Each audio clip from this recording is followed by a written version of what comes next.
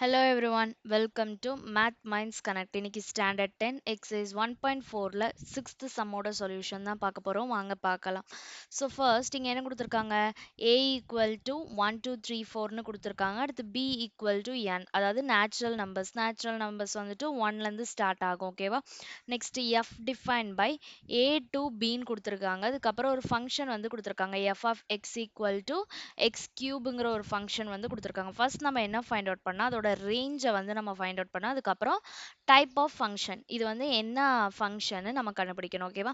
So range வந்து நம்ம எப்படி கண்டுபிடிப்போம்? ஆரோ டயக்ராம் போட்டு அதில் வந்து எந்த இதுக்கெல்லாம் வந்துட்டு மேப் ஆயிருக்கோ அதை வந்து நம்ம ரேஞ்சுன்னு சொல்லுவோம் இல்லையா? ஸோ ஃபர்ஸ்ட் நம்ம என்ன பண்ணிக்கலாம்னா கொடுத்துருக்க ஏ வேல்யூவை வந்து நம்ம எஃப் ஆஃப் எக்ஸில் கொண்டு போய் சப்ஸ்டியூட் பண்ணோம், ஓகேவா? So first a equal to என்ன கொடுத்துருக்காங்க? 1ன்னு கொடுத்துருக்காங்க இல்லையா? ஸோ ஃபர்ஸ்ட் நான் என்ன எடுத்துக்கிறேன்னா x ஈக்குவல் டு 1 இருக்கும் போது f ஆஃப் 1 ஈக்குவல் டு என்ன கிடைக்குதுன்னு பார்க்கலாம். இப்போ x ஈக்குவல் டு 1, அப்போ f ஆஃப் 1 ஈக்குவல் டு என்ன வரும்? 1 கியூப். So 1 கியூபோட value 1. அடுத்து x ஈக்குவல் டு 2 எடுத்தோம்னா f ஆஃப் 2 ஈக்குவல் டு என்னது? 2 கியூப். 2 கியூப்னா 2 வந்து 3 டைம்ஸ் இருக்குன்னு அர்த்தம், ஓகேவா? அப்போ 2 1s are 2, 2 2s are 4, sorry 2 2s are 4, 4 2s are 8ன்னு வரும், ஓகேவா? 3 டைம்ஸ் இருக்கனால, ஓகேவா? நெக்ஸ்ட் x ஈக்குவல் டு 3, அப்போ f of 3 equal to 3 cube. So 3 வந்து 3 டைம்ஸ் இருக்கு. அப்போ 3 3s are 9, 9 3s are 27, ஓகேவா? நெக்ஸ்ட் x ஈக்குவல் டு 4, அப்போ f ஆஃப் 4 ஈக்குவல் டு என்ன வரும்? 4 கியூப். ஸோ 4 கியூப்னா 4 வந்து 3 டைம்ஸ் இருக்கு. அப்போ 4 4s are 16, 16 4s are 64. ஓகேவா? ஸோ இதுதான் வந்து நம்ம ஃபைண்ட் அவுட் பண்ணியிருக்கோம், ஓகேவா? இப்போ இதை வந்து நம்ம என்ன பண்ணுறோம்னா ஆரோ டயக்ராமில் மேப் பண்ணுறோம். அப்போது இதில் வந்து ஆரோ டயக்ராமில் இந்த இதை வந்து நம்ம என்னென்னு மென்ஷன் பண்ணிக்கிறோம்னா ஏன்னு, அந்த சைடை வந்து நம்ம பின்னு எடுத்துக்கிறோம், ஓகேவா? ஏ வேல்யூ என்னெல்லாம் கொடுத்துருக்காங்க?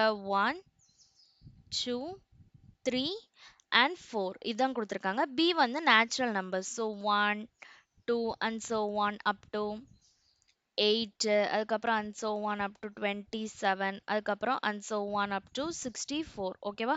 நேச்சுரல் நம்பர்ஸ்னால போய்கிட்டே தான் இருக்கும். நான் இன்னைக்கு இந்த சைடில் என்னெல்லாம் நம்மளுக்கு தேவையோ அதை மட்டும் நான் எழுதிட்டு மற்றது எல்லாத்துக்குமே என்ன போட்டுட்டேன்? டாட் டாட் வச்சுருக்கேன், ஓகேவா? ஸோ நம்ம இப்போ என்ன பண்ண போகிறோம்னா மேப் பண்ண போகிறோம்.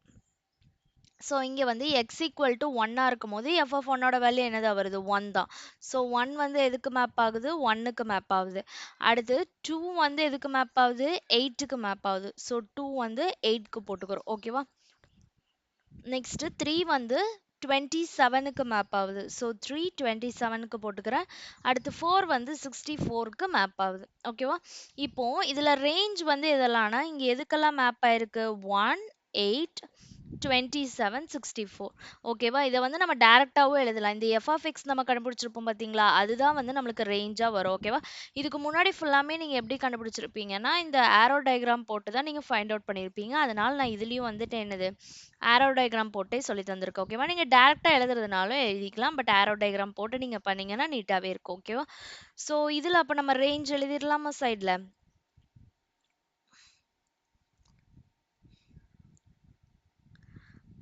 ஸோ இப்போ ரேஞ்ச் ஈக்குவல் டுன்னு போட்டு நம்ம செட் ப்ராக்கெட் போடுவோம் இல்லையா? ஸோ ரேஞ்ச் ஈக்குவல் டு இந்த செட் ப்ராக்கெட் மஸ்ட், அதுக்கப்புறம் நம்மளுக்கு என்னெல்லாம் கிடைச்சிருக்கு? 1 8 27 and 64, ஓகேவா?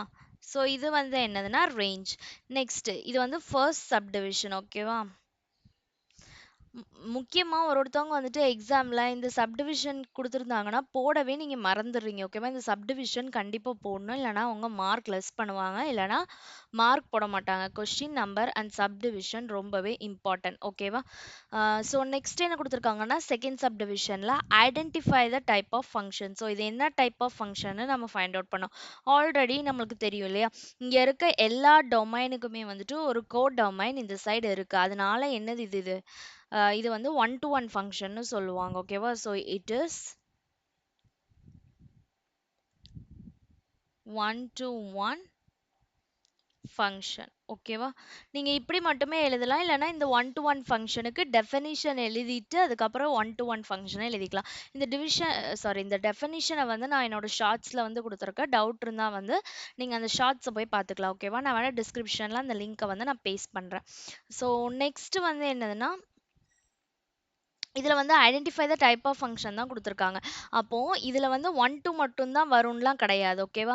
ஸோ அப்ப இதுல என்னலாம் வேற என்ன வரும்னா, இங்க வந்து 2, 3, 6 அது எல்லாத்துக்குமே என்ன ஆகல, இங்க வந்து நம்மளுக்கு ப்ரீ இமேஜ் வந்து இல்லையா?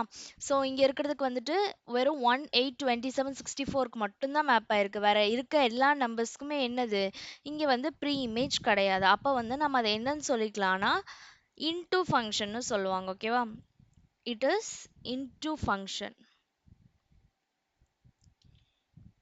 இன்டூ ஃபங்ஷன்னு சொல்லுவாங்க. அதாவது இந்த சைட்ல இருக்க இமேஜுக்கு வந்து இந்த சைட் ப்ரீ இமேஜ் இல்லாம இருந்துச்சுன்னா, அப்போ இத வந்து என்னன்னு சொல்லுவாங்கன்னா, இன்டூ ஃபங்ஷன்னு சொல்லுவாங்க. அப்ப இத சேர்த்து எழுதும்போது it is one to one function and into ஃபங்ஷன்னு போட்டா போதும். இந்த இட் இஸ் தேவையில்ல. ஓகேவா? ஸோ இன்டூ ஃபங்ஷனுக்குமே நான் உங்களுக்கு டெஃபனிஷன் வித் எக்ஸாம்பிள் வந்து நான் ஷார்ட்ஸ்ல குடுக்குறேன். அத வந்து நீங்க செக் பண்ணிக்கோங்க. ஓகேவா? ஸோ இதுல ஏதாச்சும் டவுட் இருந்தா கமெண்ட் செக்ஷன்ல கமெண்ட் பண்ணுங்க. என்னோட வீடியோ பிடிச்சிருந்துச்சுன்னா லைக் பண்ணுங்க, ஷேர் பண்ணுங்க. மறக்காம என்னோட சேனல சப்ஸ்கிரைப் பண்ணுங்க. தேங்க்ஸ் ஃபார் வாட்சிங் கைஸ். Thank you.